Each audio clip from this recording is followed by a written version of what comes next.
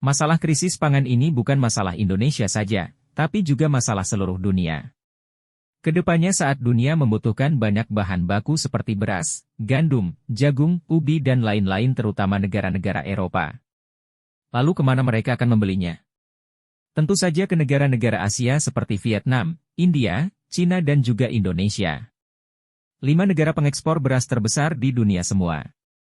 Dari Asia yakni Cina, India, Bangladesh, Indonesia dan Vietnam. Sementara gandum yang merupakan bahan utama roti, negara penghasil terbesarnya adalah Tiongkok dan Cina. Kemudian Rusia dan selebihnya negara-negara Eropa. Kedepan mereka akan menahan gandum mereka untuk tidak dijual keluar. Beberapa puluh tahun ke depan, saat masyarakat Indonesia semakin banyak dari sekarang, Indonesia mungkin tidak akan lagi bisa ekspor beras karena untuk kebutuhan masyarakat Indonesia itu sendiri. Bahkan sekarang, pada bulan-bulan awal menanam padi Indonesia terpaksa harus impor beras. Hal ini untuk menstabilkan harga beras karena jumlah beras sedikit. Saat musim panen dan beras melimpah, barulah Indonesia tidak impor tapi kemudian malah ekspor beras. Maka solusi menghindari krisis pangan Indonesia harus mampu berdikari pangan. Indonesia harus bisa memperbanyak luas sawah padi, memperbanyak lahan jagung, ubi, kalau bisa gandum. Jumlah produksinya harus bertambah, tidak boleh semakin berkurang. Mau tidak mau, lahan-lahan baru harus dibuka. Masalahnya adalah, jumlah masyarakat yang mau bertani atau kerja menanam terus berkurang.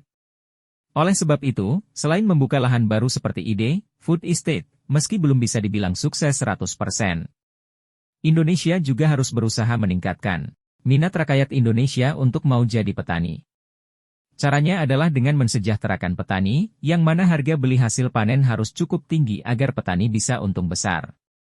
Untuk mencapai itu, Indonesia harus menekan inflasi dan menaikkan taraf ekonomi masyarakat Indonesia.